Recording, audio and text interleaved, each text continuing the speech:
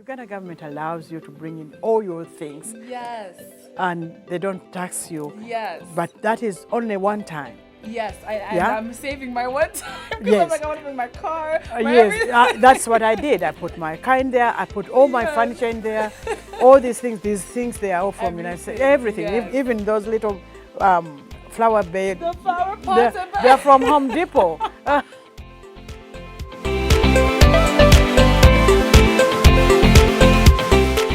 Hey guys, welcome back to my channel where we're all about leveling up, elevating, and living our best lives. And today's video is another interview of diasporans in Africa. And today we have Princess Margaret Anne Wampemba. Yes? Okay. I'm so bad with pronunciation, guys. You did fantastically. Thank you. Thank you for having us in your home today. So we're going to just go over a few questions and just get to know your journey and your experience abroad versus here in Uganda. Right. Yes, so thank you for having us. Thank you. Most welcome. So I guess the first thing would be introducing yourself. Tell us a little bit about you and your background. Okay. My name you've already said. Mazi Wampemba. I was born in a place called Kanyanya on Gaza Road. Okay. It's about 4 miles from the city. Okay. And I grew up there. I went to the earlier schooling. I did it here in Uganda. And then later on, when things started to go berserk in this country, it was around Amin's time. Yes. What year was that around? I think it was early 70s. That's when Amin came to my... So anyway, my parents thought that it was better for me to leave and go. So I left and went to... They sent me to England to school. Okay. So I went to Cheltenham for lower school, and then after that I went to school in London, and then after that I went to school in France. Right. And then I went back to England because that's where I was a resident of. So I did English in literature, Okay. and I did, of course, French. But to tell you, to be very frank with you, I didn't finish my French degree because it okay. was so long, it was so hard. So I went back to England. Right. Yeah, and I started working in England. Okay. I worked for British Gas to start with. Then I worked for the universities, Commonwealth universities of Africa. Actually, they were all African universities, but they had offices in London. Okay. And so I worked for them with, there were some directors that were heading these offices for the universities. So, yeah, so I did that. And I worked there for a while. Then afterwards, because I was young and vibrant and sort of, jumping, so I wanted a change, yes. So I took on a job in Kenya. Okay. And this was for the International Development Research Center, which is a Canadian funding agency. Okay. So, yeah, see, you relate. So I worked for IDRC for a while in Nairobi, maybe 3 years. Okay. Anyhow, then when I was in Nairobi, I was like, I needed a change again. Yes. So when I was in Nairobi, that's when I thought about going to the United States. Okay. And everybody was telling me, no, you won't be able to get a visa. And blah, blah, blah. But I got a visa in Nairobi, went to the United States. When I got there, most people were like, oh, what are you going to do here without a work permit and so on and so forth. I said, well, just tell me where the immigration office is. And I went to immigration and actually, they gave me a work permit that day. Yes, it's a very long story, so we won't go through that. But that's how my life started in the United States. Right. What year was this, by the way? It was about early 80s. It was 81 or 82. Okay. 80. Anyway, so there we were, and so I got a job there, and I started working in the United States. It takes time for you to get used to a new culture. Yes. So I worked in all sorts of administrative jobs, and then eventually, I worked for some very good companies. I worked for Airbus Industrie of North America, which is a French company. Yes, yes. And then I worked for, I think that was the only private sector company I worked for. Then after that, I entered the government. Okay. Yes, and I worked for the Internal Revenue Service, which is IRS. Then after that IRS, I left and I went to an agency called Overseas Private Investment. Here they know it as OPIC. Oh, okay, okay. That was actually very interesting because it was I was working on Africa, and That's we are creating funds for rich Americans or business Americans would invest outside of the United States. Okay. Oh, that's great. And so my section was more involved in investing in Africa. Okay. So that was very interesting. During that job, I was able to go to work in South Africa. So Wow, because they had created a fund that would invest in South Africa. As South Africa had just gotten independent, or not independent, out of apartheid. Oh yeah, apartheid. Yeah. It was just about a year and a half when they had gotten out. Wow. Mandela had just come. So when I went to South Africa, it was very, very raw as far as Very.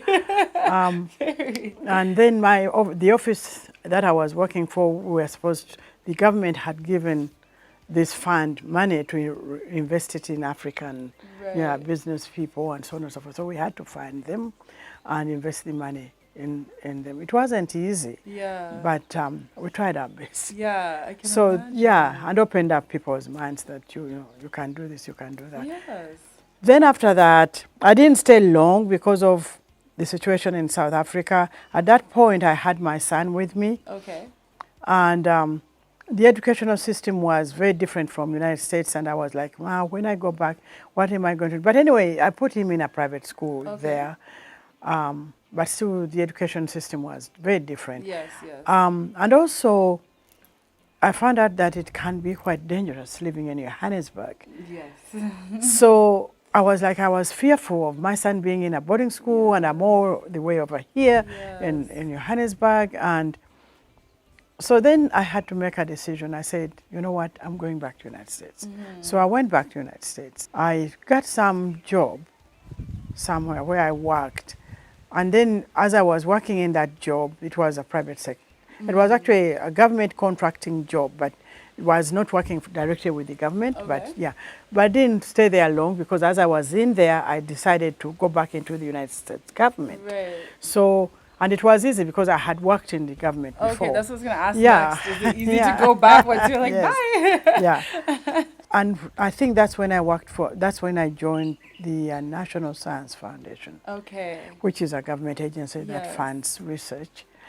Not medical research, but we funded all sorts of research outside of medicine. This is the program that you had mentioned, that they have a joint effort. Right.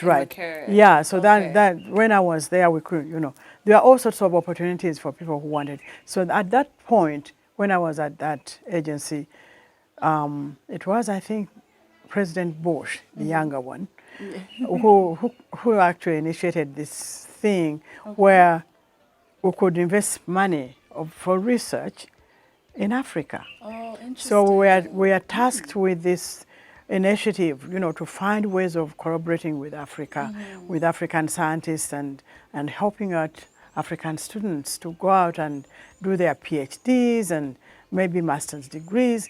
But mainly it was focused on research in material science, so that Africa can start creating their, doing their own research in materials and creating their own things in materials without, instead of importing everything. We use what we have already. So so that was my last job. I worked there until I retired. Oh, okay. Yes. So that allowed you to also come back. Yeah, well, it's sort of, because during years. the retirement time, my retirement thoughts were not really in Africa. Yes, no, you had mentioned.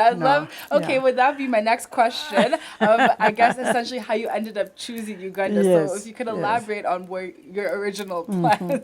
My plan, like any American, because, like any other American, when you think of retirement, 5 years before you retire, you go around, and I went to Florida, I went to North Carolina. You go to places where it is sunny and see whether you can retire there. Yeah, because it's such a big country, there's different climates. You can play around with being in the same country, but warm or cold. Warmer. I never really wanted to retire in California. And it had nothing to do with it is beautiful there.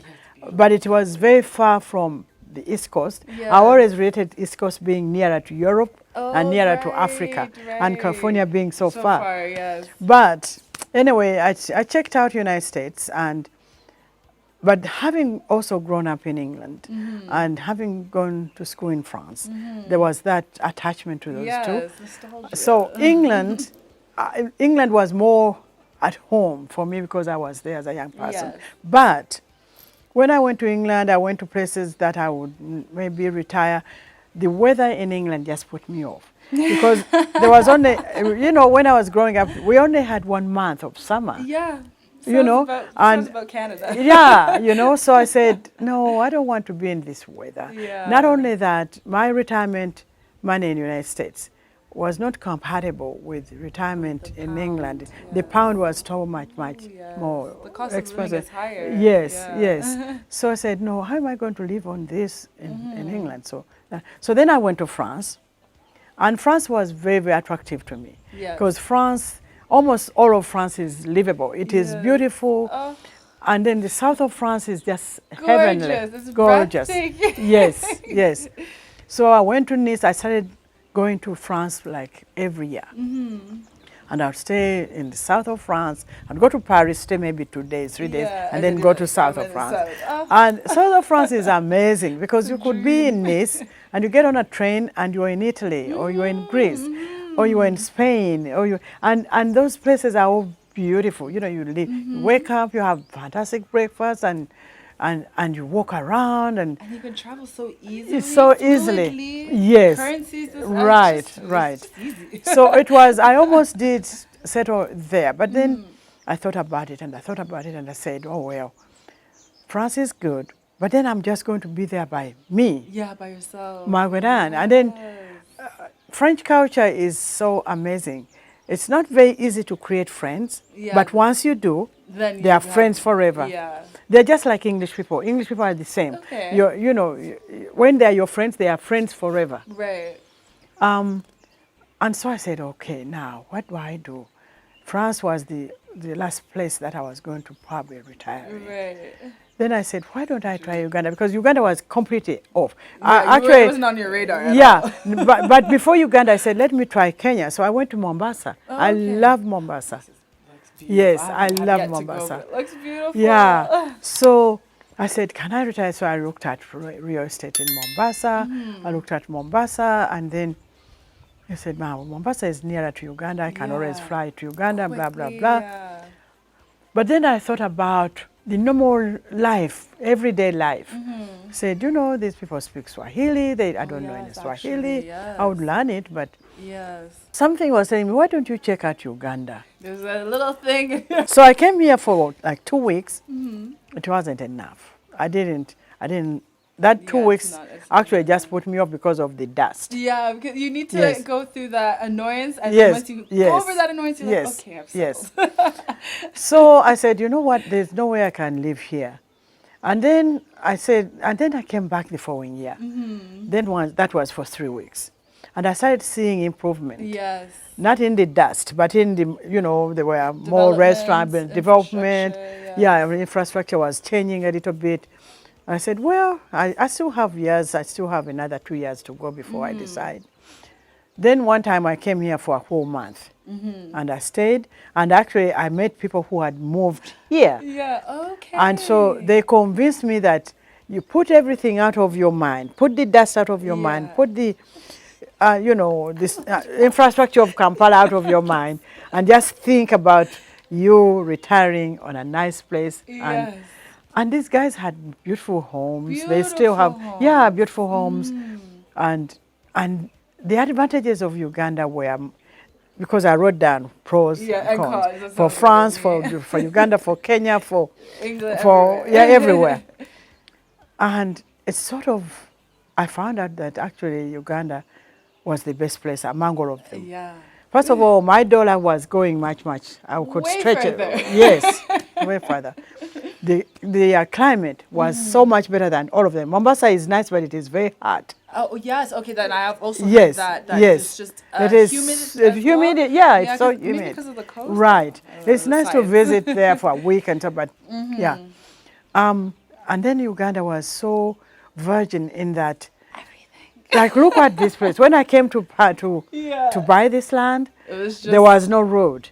Oh. My car created the road.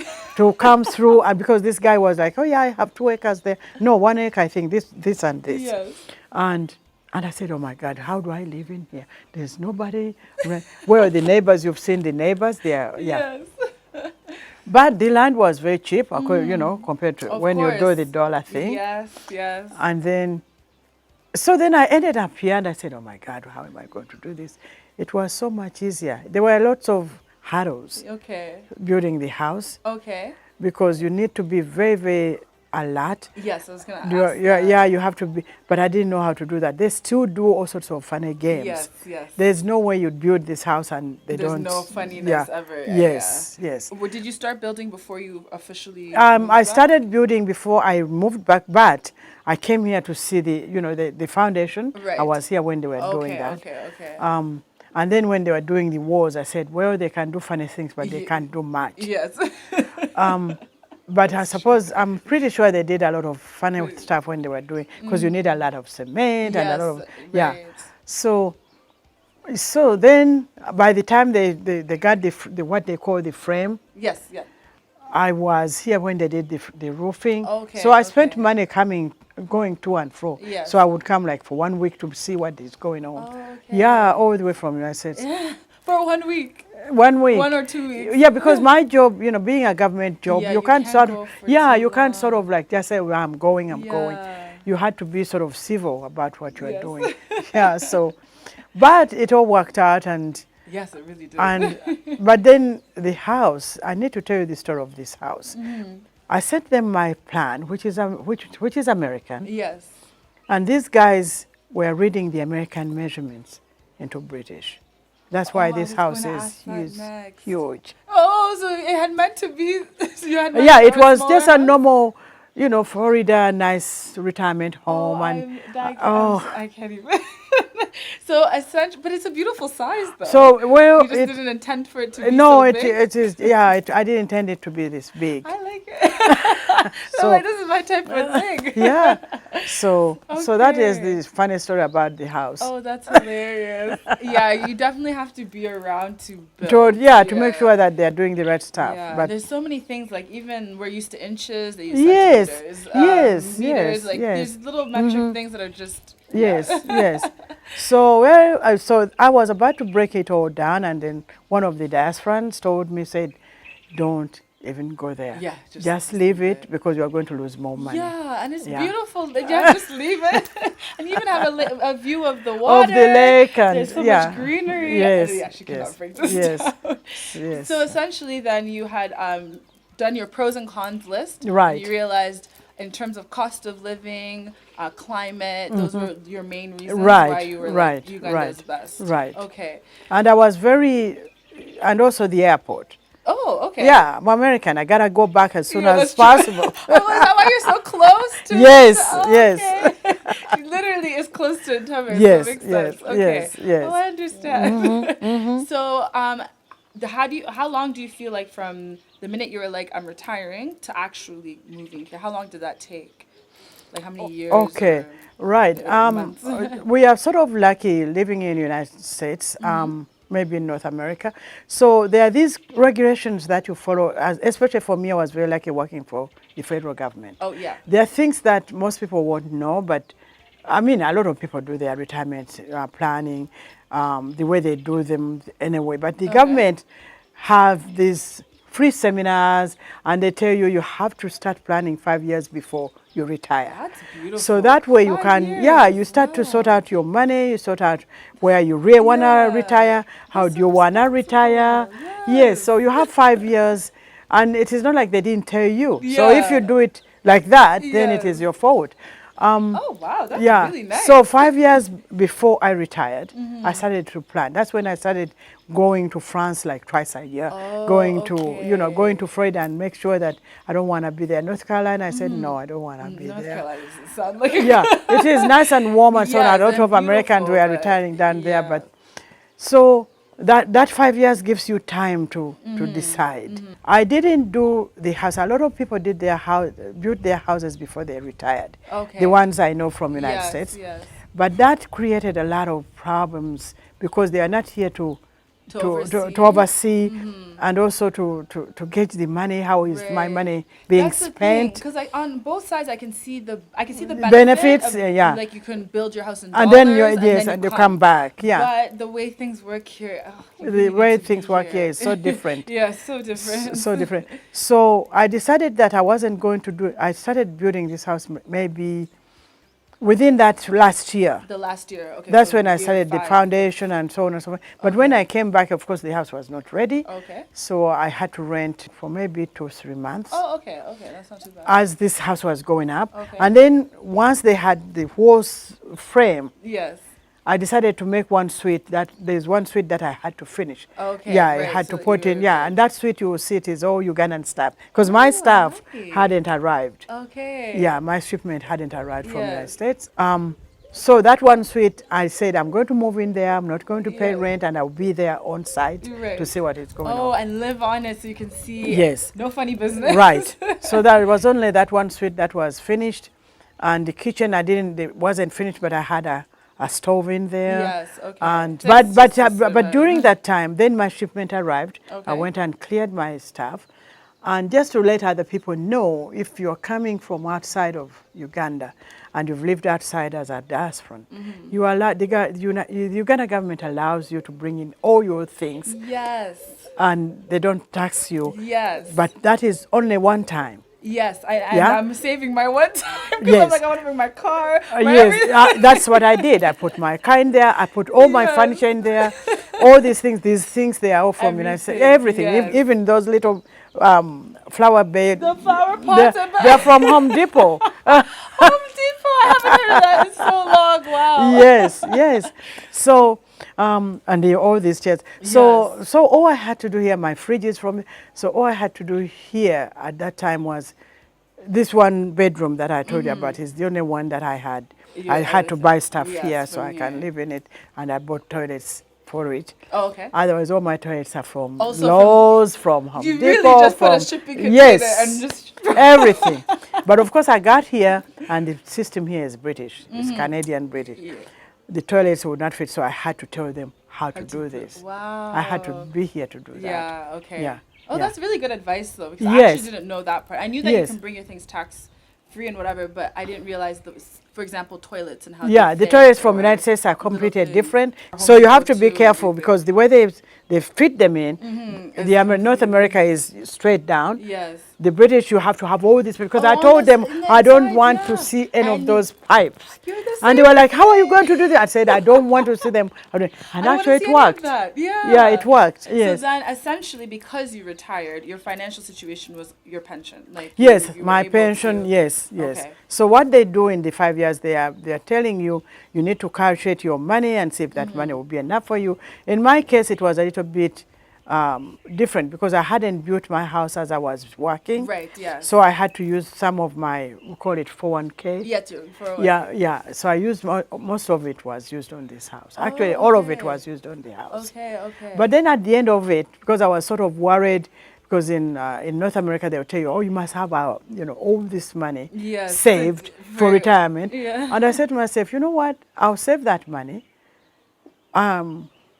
But why? Let me just do my house and just live like a normal person. Yes, okay. Because once the house is done, I don't owe anybody anything. No, you own everything. In the United States, I had a mortgage for 30 years.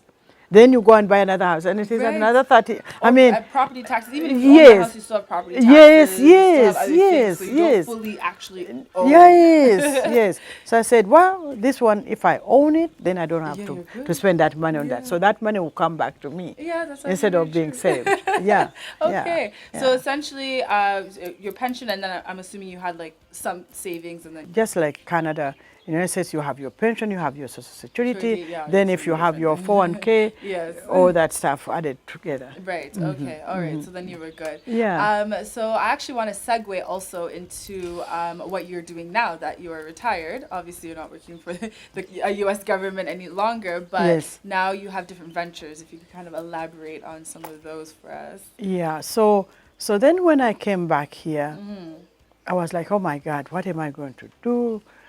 In the beginning, because the United States government allows you, you are still part of the government Yes. for 1 year. Oh, okay. Yeah. After you've retired. After you've retired. Oh, okay. 1 year you are still under those. But now after that 1 year you can do anything you want. So I couldn't sort of just go out there and just do things in that first year. But I was lucky because I was working on African projects and African. Right. They requested me to help them with some African projects that are ongoing. That required you to come? No, that I was here. So, right. For example, there were some conferences and seminars that I helped them with. Okay. I'm still part of the African materials science thing. Okay. So when they need me, they would ask me, and it this will is be the a program contractual. at Makerere.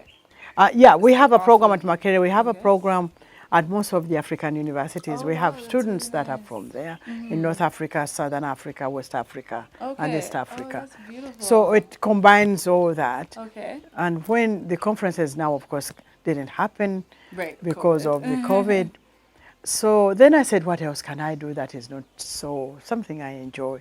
So I said, let me venture into tourism. Okay. Because I love traveling. Yes. Yeah. And we have such a beautiful country. Yes, and the country is beautiful. So what I did was, me and my son, we created this company called Williams Safaris and Tours. Yes. Okay. Which I'll link below as well for you guys. Right. And Williams is my son's father. Okay. He's passed, but we said to keep his legacy. So we created that company. So then I said, what do I do here? Because I see tourism here is so different. They focus on foreigners as opposed to, to Africans or we Ugandans. always have this conversation all the time. And I think it's the idea of like the dollar, but not realizing there's a lot of people who actually can go and see these things and afford it. Yes. So I said to myself, right, before I do it, or before I go out in there and I get money and all that, let me write up something. Okay. So I wrote an article called Staycation. Okay. Stay, yes. vacation. You stay at home, but you're on vacation. Staycation. You can even do your staycation right here in your own house. Yeah, you actually really... And they've been doing this in Europe now since COVID, a lot of it in Europe. So you get in your car with your family, and you go on vacation to Queen Elizabeth, you go on vacation to Jinja, you go on vacation to Kenya, to Tanzania. This staycation is basically being at home. You're at home in East Africa. And so you can go anywhere in East Africa. And so what I'm going to venture into is creating packages for Ugandans, for Ugandans to be able to go on these vacations, things that are not too expensive, but at least you take your family out. That sort of thing. We'll do other things, of course, but that is so important. So now what I've done is I've done research on how to get to the Cape of Good Hope. Okay. You can do it from Uganda by car. Oh, okay. Yes, most people don't know this. Yeah, the roads they are very good. Oh, I'm actually shocked. Okay. Yes, and then you go through all sorts of countries. You go from here, you go towards Masaka, and then you cross into Tanzania. Yes. And then you drive and you go down through all these countries. You can go through Zambia, Malawi. Yes. And then if you want to go off and go to Mozambique, you can do that. And then you are in South Africa, or you get to Zambia and maybe Zimbabwe, and then you can go into Namibia. Yes. And you can go. How long is that? Oh, all those. Well, I guess you obviously stop along the way. Yeah, you stop along the way.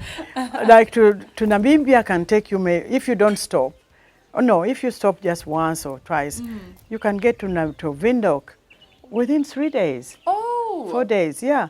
I didn't know that. Meanwhile, people are literally driving from New York to California. Yes, the same thing. The same thing. I didn't know.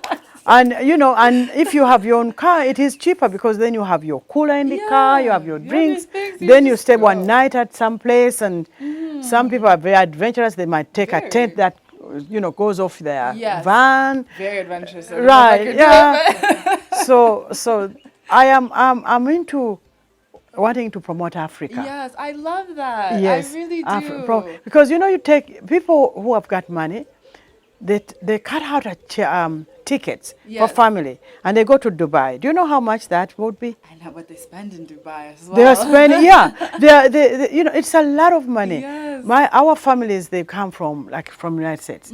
If they are more than 4 people in a family, they definitely spend more than $10,000. Oh yes, of course. Just to fly. Yes. And then they just you to have fly. come. And then they have to get here, and then they have to stay in I don't know what and spend money. So yeah, so I decided I would do that. But on top of that, I've been writing since way back in the United States. I've been Yes. writing on my, I did poetry books, children's books, and then I ventured into romance.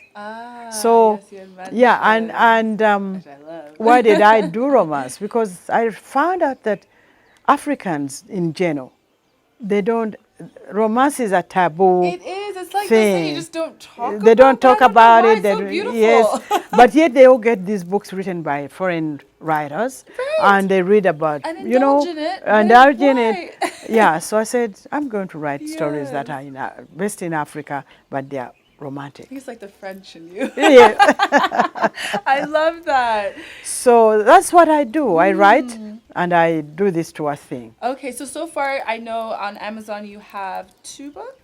I have 4 books. 4 books, sorry. The poetry, no, actually there might be more because the children's books are also Oh, on there. right. Okay, I was thinking about the romance one. The romance one there, it's a trilogy. Yeah. So there are 2 books There's 2 now. books. Yeah, I'm that's what I was finishing up thinking, this yes. the 3rd book. Oh, that's exciting. Yes, yes, Okay, yes. so for those of you who obviously would love to know, obviously to support and promote Africa, you can find her books on Amazon, which will be in the description below as well. Yes, and Barnes and Noble. Yeah, Barnes and Noble. Right. And then if we're in Uganda, where can they find? They can find them at Aristoc. Okay. They can is find in Aristoc, Acacia? everywhere. They can also find them at Book Point. Okay, Book Point. I think they're also at the Uganda Bookshop, Okay, okay. but also mainly they're at the Uganda Museum. Oh, okay. That's Yes. beautiful. Yes. That's really nice. Yes. We need to Mainly take a they're at visit the over Uganda there. Museum. So Yes. now I wanted to ask you, obviously it's beautiful now you've found writing Yes. and your tour group that you have with your son. Right. How is it doing business with your son given that he's not here? And how is it actually kind of not being with him in 2 different countries? Right. My son was very lucky. He works for the U.S. government. Oh, as As well? actually, he works for the U.S. government as a contractor. Okay, okay. So is well set in that respect. This company, when we started it, we knew that it wasn't going to take off immediately because I'm still building the house. Oh, yes, of and course. You're I'm settling writing in. my books. So he is the American, now is the fully American part of this company. Okay, I like Even that. though, yeah. So the company is basically American Ugandan or Yes. Ugandan American. Yes.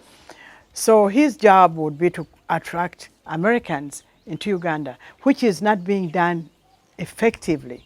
Kenya is doing a fantastic job. Tanzania is doing a fantastic job Actually, you're right. selling their countries into the other United States. people. Rwanda as well. And Rwanda as well. Rwanda has, I think, Yes. soccer jerseys. Yes, or something. I don't yes, know. Rwanda as well. Uganda is not doing a good job yet. Yeah, we're Yeah. a little behind. Yes, selling. So David Williams is going to be selling this company and trying to show we have a fantastic website we've created. Oh, okay. It was We'll be created by down below. young Ugandans. They are That's so fantastic. nice. We They're- have talent in this Yes, country. I yes, wish people knew we have yes, talent. It's just yes, they need the yes. opportunities. Mhm. So this website is very different from the normal websites you see here. Yeah, okay. They have made it so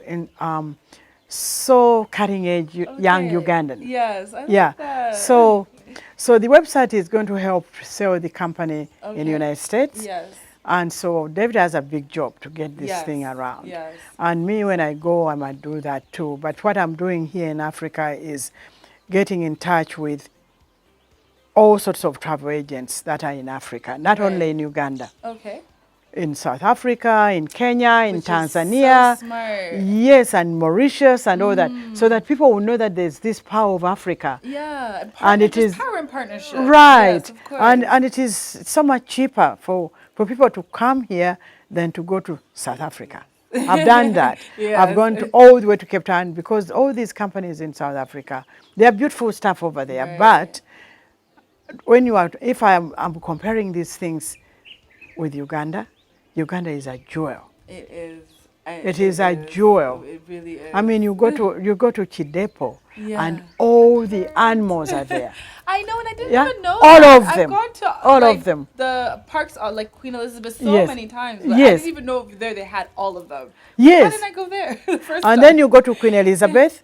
You are staying in, I don't know, you can stay anywhere. These beautiful lodges. Yes. They are so fantastic. Gorgeous lodges. Yes. I've recently found Yes. out. It's just the marketing. wasn't Right. it? That's all. And in Queen Elizabeth, 1 minute you are in a sort of savannah thing, and 1 minute you are facing the snow-capped mountains Yes. of the Wenzori. And another minute you are right by the crater lakes that we are naturally created. Yes. It's so beautiful. It is It is so beautiful. beautiful. So you have some diasporans that have come back. For example, I have a cousin, Dr. Philip Chiboneka, has created an eco-tourism thing in Queen Elizabeth. Oh, cool. It is fantastic. He's a biochemist. Is that the one with the pods? No, Okay, I'm thinking it did tents. It did tents. Okay. But you would think, oh my God, how am I going to stay in this? But they are beautiful. Yeah. They are Oh, beautiful. nice. And so he brings in his scientific knowledge and his American stuff, and it does everything Ugandan. And it's like, why should people go in a lodge and eat just hamburgers that are sort of like very American? Okay. His hamburgers are very Ugandan. Yeah. Oh my! I know, I need to go try this. I'm like a burger queen. It's amazing for someone who has lived in the United States for so long. Yeah. And But there he that's is. gorgeous. Like, Yeah. I find it so amazing to bring that exposure to Yes. like finishings and Yes. different ways of Yes. like what we're accustomed to, and bringing them here. Right, right. To like this paradise. This Right. is like even more of a paradise. Right. As opposed to just like It is. yeah, just it's like mediocre or something. Yeah. Right. So it's amazing what you find in Uganda. Oh, that's so. It I need is- to check this place out. Yes, and then you have, of course, Amos Wekesa also has got lodges in Queen Elizabeth and everywhere else.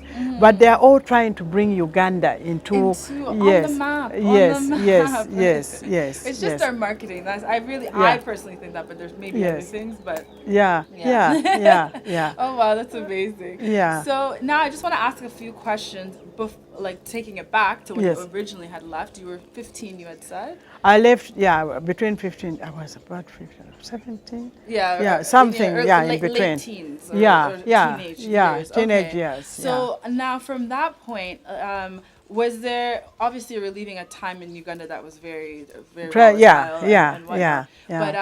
But were there were there years where you were able to visit, where you came back and you were like maybe I could, or it was just mainly to see family and then you were.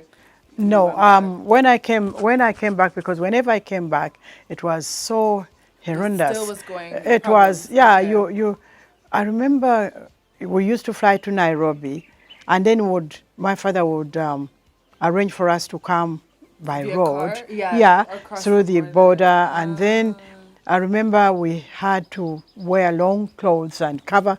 I suppose during Amin's time it was Islamic sort of thing. Oh, I remember need to that read our stuff, history. and but then it was a sort of sad stuff because my father came out and then he died in your plane, the Uganda Airlines that crashed in Rome, Okay. and then that was the last time I came during such a horrendous Time, period. Yeah, my father's friend had to hire a charter plane to bring us from Nairobi to Uganda, but we could not land in Uganda. You weren't allowed to.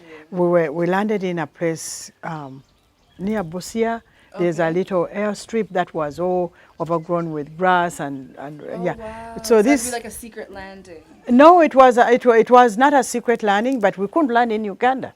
There was no way of landing here. I suppose they had no. I don't know. But anyway, that's where we landed, and the driver picked us up from the border. Oh wow. Yeah, Okay. So actually, some of those experiences in the books I write, Yes. you'll find that sort of see them story in all. the first book of one of these guys I use as a, yeah. But it was me who was going through this, but then, Yes. yeah. So when was the first time you came back when it wasn't a volatile, like it was a happier or A happier more- time? Yeah, more joyous visit. It was within those 5 years, the last year of my doing research about coming back here. Yeah, that's when it was. Because I think when I came, I flew in on KLM, wasn't it? KLM was flying in. Yes. And yeah, so I flew in. It was, and I think it arrived here. It was direct. It never went. It wasn't. It never. It didn't go to Rwanda. Yeah, no. In the beginning, they used to come direct. So from there, we came here. We arrived at around some minutes before midnight. And we had some horror stories before, where some taxi drivers would pick up people and people would die, and there's all sorts of stories. Living abroad, there's always a horror story circulating. So anyway, I arrived and it was fine. I didn't stay home. The days when before that when I came, I would stay home in Kanyanya, which was a nice home, but then it was always, there was a lot of drama going out and all this stuff, and my parents were you can't go out, and all those things went on during those years. But the real fine time, the time that you're asking about, when I came and it was sort of not too much drama, driver met me at the airport. I had already booked a place to stay in, and they had built all these apartments which were nice. Yeah, okay. And I stayed at one of Sudiu's apartments. Okay. He had the thick ones. No, that was the next time. Oh, okay. That was fantastic.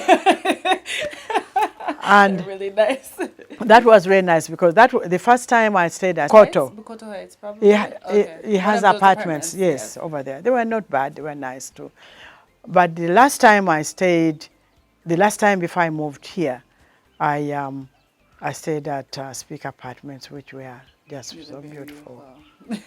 So very beautiful. Those ones were like they could woo you into coming back to Uganda. Yes, you have a very this is UG? Yes. Very, very, very nice. Very nice.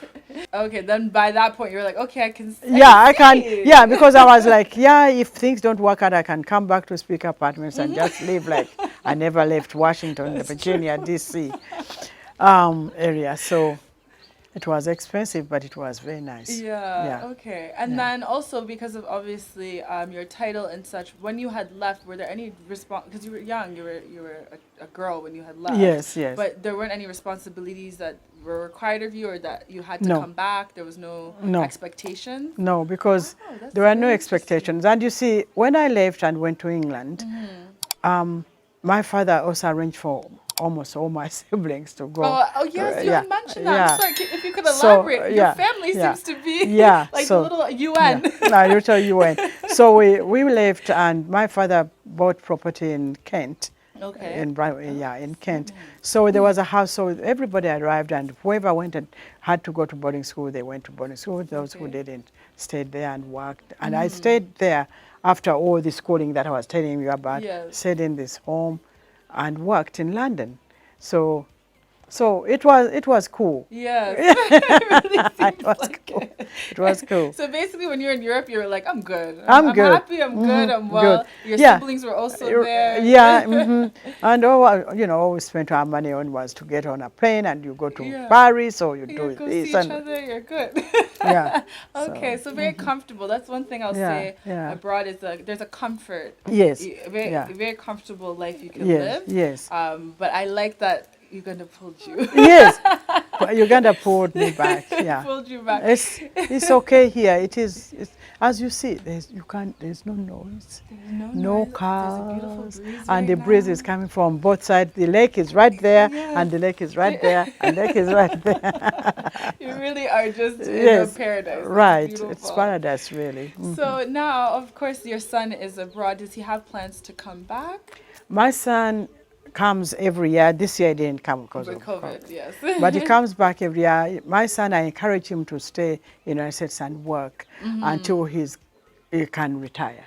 Okay. Because the advantage of staying in the United States or Canada or wherever you are working is the fact that you are guaranteed a retirement pension. Okay. You are guaranteed Social Security money.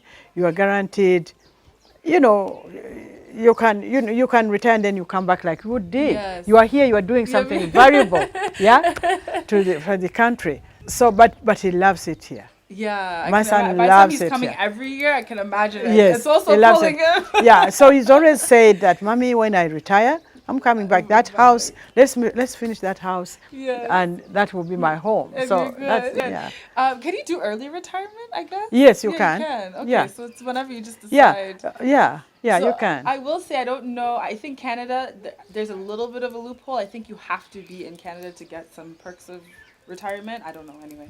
But it's nice if you're in the US now you know like you can literally live anywhere. Yes, you can. and You this can. fairness Yeah, is you an can option. retire whenever you are comfortable that you have enough money for your Yes. retirement. You can retire.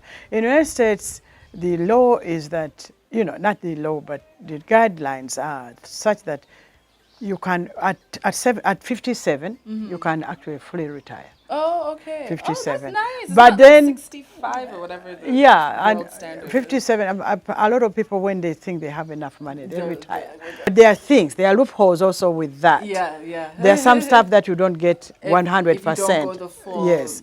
So then if you retire at, is it 65, then you can get your full Social Security, plus Okay. your pension. And everything. And yeah, so you have all this money. Yeah, So, yeah. and then a question, because I just did a video on this recently. How has it been with like health insurance or like medical and such, especially in retirement? Like, Okay. I don't know if I'm wording it properly, but Yes. So this is where the catch is. If you were me, I was very lucky because I'm a retiree from the United States government. government, yes, right. The United States government has got all sorts of programs for everybody who retires. And they give you the opportunity to decide whether you want to take on your insurance from the United States government or you want to take your husband's insurance from Right. Lockheed Martin or wherever they worked from. Right.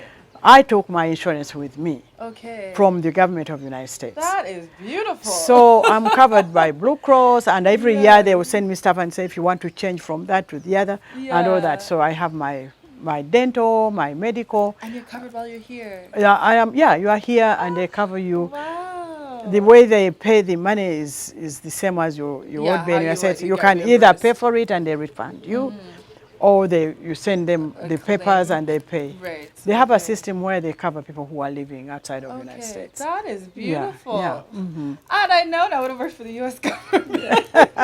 But everybody else, I think everyone else in the United States can retire and they take on their own insurance. Yes. Yeah, I yeah. know that there are options. I'm trying to. Yeah. I would love to do a Right, series on right, that, but I know right. it's an important question a lot of people Yes, have, yes. especially if you're coming here with young kids as well, Yes. and they also need their medicals and their routine Yes, things. It's like, yes, what do you do? yes, So, yes, yeah. Okay, yes. that's very interesting to Yes. know.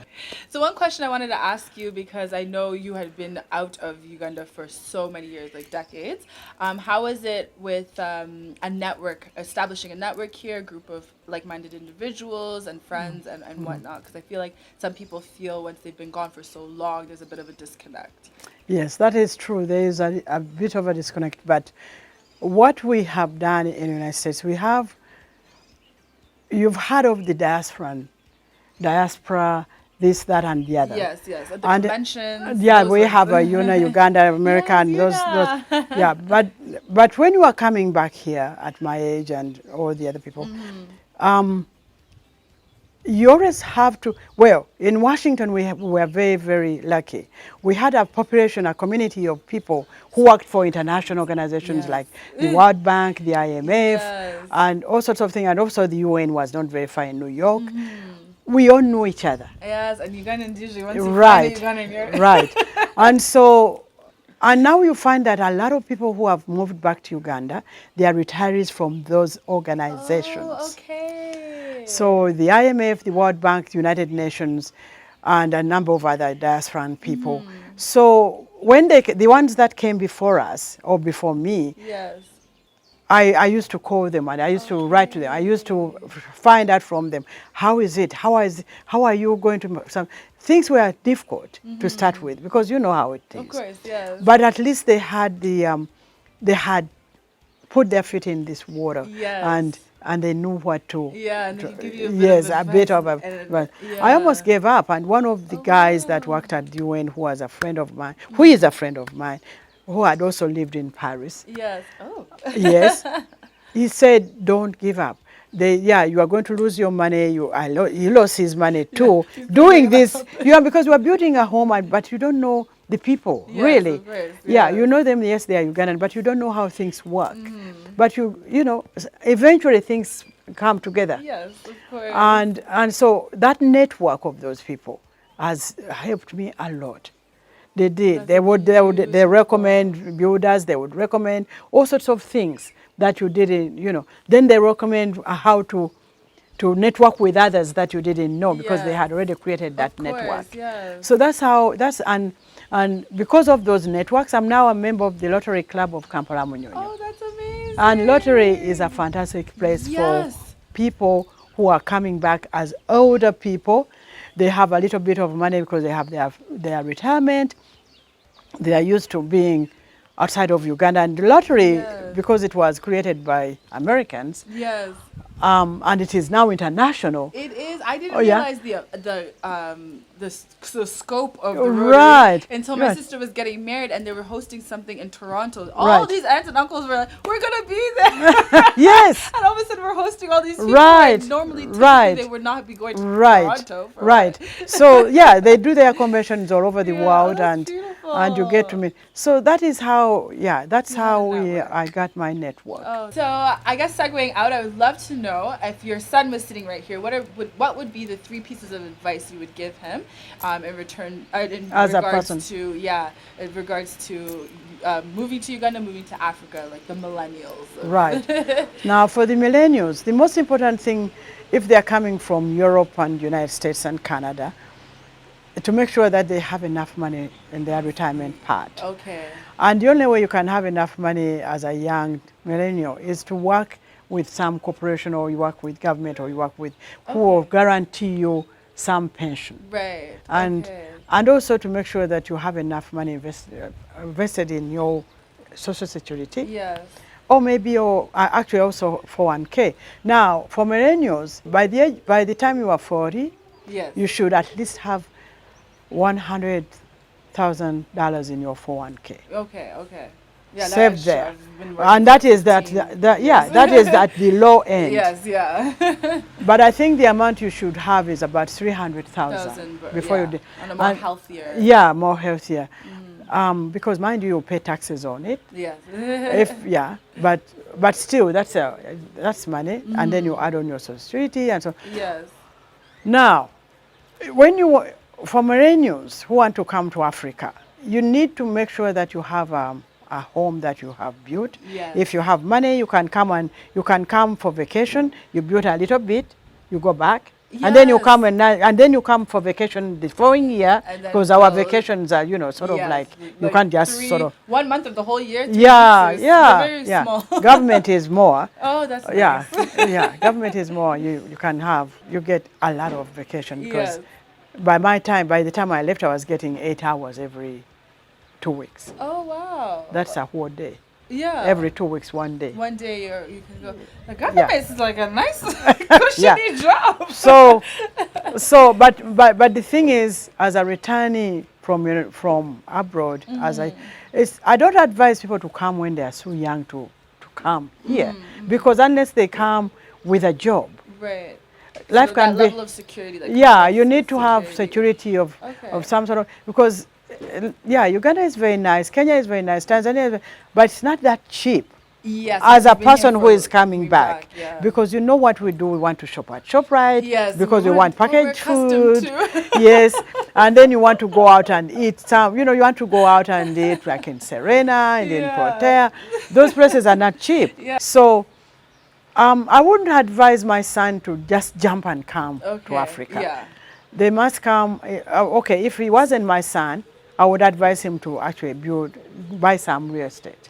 I love that. Buying real estate. Buy real estate in some development that is real. Yes. That has services that you are used to. Yes. And there are lots of them here in Uganda. There are many now. Yes, and they're coming about. They're like what we're used to, like what we say cookie cutter communities. Yes, but it has a lot of perks to it. Right. There are golf course developments, and I mean they're all over the place. Garuga and Serena. A lot of this area. Right. So that works. So real estate, security. Yes. Okay. Yes. And then anything else that you would throw out there to us millennials? Well, because they are young. While they are young, they should really invest in some real estate that is already, that, apartments, condos. Yeah, okay. Don't go out buying big houses like Yes, that. yeah. Because Get to that and you are stage. not here. So because you will need someone to look after that house, Yes. you need to be here so that. Yes. But if you do an apartment That or a already condo, has the you can always rent it security. out when you are not here, and then when you come back That's for very sure, for real, you have a place to stay, That's very and then you true. can drive, build a mansion if you want. Yeah, whatever. Well, Mega yeah, mansion. yeah. And then I do want to ask, because I realized in my video with Mr. David Chibuka that a lot of older generation were more inspired. So what would you say to people in your generation, like some advice to them before coming as well, or once they've arrived? Well, the people. Because some of them don't even want to come to Uganda. Some of them are like, They don't want to come to Uganda because they got complacent. yeah. They live in the United States. Some of them live here when they are older, Yeah. and then they go into these countries, and all they know is, oh yeah, it is so comfortable being in these countries. Yes. When you live here as a younger person and you go to these countries, you sort of have the advantage of having lived here as a young person, and there is Africa, Yes. but not a bad Africa. Yeah. Because you left when you were younger. Yes. And then you go to these countries and you see, oh yeah, we got this, and I can hop on a bus and go somewhere and blah blah blah. But that is no longer so. As much of a thing, It is, yeah. it is. It's no longer adventurous for Yeah. you as a young person. My son, when he comes here, he likes to get on those borders, and I'm like, he no, wants the you cannot do borders, and he does borders, and I'm like, they're going. No, he said, my mommy, this is fun. It's same with the students that I was involved with, that came here for conferences, for Yes. example, that much. All these American kids were on these borders. They are walking all over the place trying to find local pubs, Yeah. And I'm like, no, relate, but I that's cannot funny. protect you when you are doing this stuff. And they're like, oh no, we are fine. We want the told you, yeah, you experience see. of the local. And it is just amazing. My son sometimes, we came back here one day from, I don't know where he came from, and he just gives this guy 50,000, and I'm like, oh, mommy, but I pay more in United States for a How you go taxi. broke in Uganda. And the guy was like, oh, thank you, But the older people who don't want to come here, or who should, they need to come when they have a home. Yeah. Yeah. Because when you are older, you need to have a home. Home, air, space. They're not really Your into own the whole space. apartment Because thing. you are set in your own ways, and you need peace. Yes. You can't sort of just pick up and come. You have to Yeah. have a home. And for those who are like, oh, I don't want people to steal my money and so on. Yes, those days were there. We all went through that. Yeah. But at the moment, there are homes that are already built. Yes, they're doing so You can many come of here them. and buy a home. Yes. And just move in, and you do your home the way you want. Exactly. And that And- can be your starter. Yeah, home, and yeah. So you build whatever you want. Yes, but wherever. also they have nice homes that they build. They're Like that one. gorgeous. That person might say, oh, I don't like this home anymore. Yeah. And if they're selling it, someone who wants to come, older person, that is an American design home. Ah, okay. Yeah, this is an American You design can home. actually tell by Yeah, the way- even these the two roofing, these two everything. designers are called Seta Homes. You Okay. can Google it. Yeah. He has fantastic homes. Oh wow. Yeah. That's amazing that he does individual versus, like we were saying, there's like developments of Yeah, in the United golf States course it does. and Yeah, these are we just copied from his stuff. It's beautiful. Yeah. Yeah, if it works, it works. Yes, yes. Okay, so advice to the older generations, definitely. They must Come have a with a home. home, yeah, Yes. yeah. And if they don't want to build because it is a hassle, they can buy. There are so many already built homes. And that's why I have my real estate series of trying to showcase those homes that people here are like, they're so expensive, but I always try to encourage people to see it as, if you're retiring, for example, you've assumingly paid off your mortgage. Yes. You're sitting on probably $1 million home if you're living in like the northern parts of America or Right. like Toronto area in Canada. Right. If you're taking whatever you're selling that home for, and you're just taking $200,000 of that Out- to buy a house here, yes. already done, you pay the cash and you Exactly. go. Guys. Exactly. Yes. And you have your yes. security, you have all Yes. the perks, Yes. pools, Yes. I don't know, grocery stores, everything enclosed. Why Yes. not? So thank you so much for having us today. I feel like what you've said has just been very informative, and it'll be very impactful for so many of my viewers. There's so many people that are like, I would love to, but they don't see it happening. So Right. I love that you've shown like you've been able to comfortably retire in Uganda and loving it while you're doing it. Yes. So I just wanted to mention her books here that we have, and they're available. Like you can let the people know. Yes, they are available on Amazon and Barnes and Noble worldwide. And also those books are also in Kindle, if you are familiar with Kindle, and eBooks on Amazon, Yes. which is of course cheaper. Yes. So yeah, and I'm now working on this is a trilogy, which is of course composed of 3 books, Yes. and I'm working on the last book on this trilogy Okay, before I embark on perfect. my next romantic novel. Amazing. Okay, Yes, so the yes. books, the website as well will be linked in the description box below. Other than that, thank you so much. Thank you. And yes, guys, please remember to like, subscribe, hit the bell notification button for more informative videos. Also wanted to mention there's more information in the description box below now on how you can come along in this journey of living your best life in Uganda. Until then, thank you guys so much for watching, and I'll check you guys next time. Bye.